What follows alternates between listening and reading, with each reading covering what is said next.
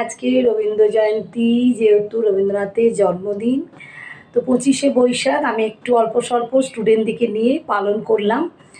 তো ওনার কথা তো বলতেই মানে ভয় পায়, মানে ওনার কি বলবো, আমাদের এত দৃষ্টতা নেই যে ওনাকে নিয়ে কথা বলবো, তবে বলতে হচ্ছে, কারণ আজকে যেহেতু ওনার জন্মদিন 25শে বৈশাখ। উনি জন্মগ্রহণ করেছিলেন কলকাতার জোড়াসাঁকো ঠাকুরবাড়ির পরিবারে, এবং 1861 খ্রিস্টাব্দে 7ই মে সোমবার উনি জন্মগ্রহণ করেছিলেন, এবং বাংলা 1268 বঙ্গাব্দে উনি জন্মগ্রহণ করেন। এবং ওনার শৈশবকালটা ওনার বাড়িতেই কাটে।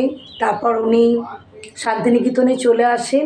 ওখানে উনি নিজস্ব কি বলবো সব কিছু দিয়ে একটা প্রতিষ্ঠান তৈরি করেন, এবং রবীন্দ্রনাথ উনি মানে কবিগুরু, উনি অনেক কিছুই করে গেছেন মানুষদের জন্য। ওনার অবতার বা ওনার কি বলবো অবদান, আর উনি তো অবতার, ওনাকে আমি ঈশ্বর বলেই ভাবি। আর কি মানে ওনার মানে কি বলবো, ঈশ্বরের স্থানে উনি আছেন। আর উনি যা যা করে গেছেন, মানুষকে যা যা দিয়ে গেছেন, মোটামুটি একদম সব কিছু উনি বুঝিয়ে দিয়ে গেছেন। দুঃখ, কষ্ট, আনন্দ, সুখ সব কিছু মানুষকে সবটা দিয়ে গেছেন এবং ভরিয়ে দিয়ে গেছেন।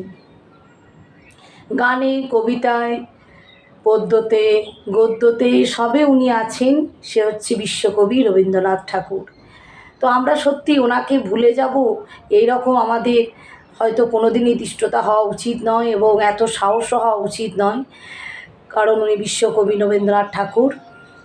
আর আমি আজকে অল্প স্বল্প আমার স্টুডেন্টদেরকে নিয়ে একটু ওনাকে স্মরণ করলাম।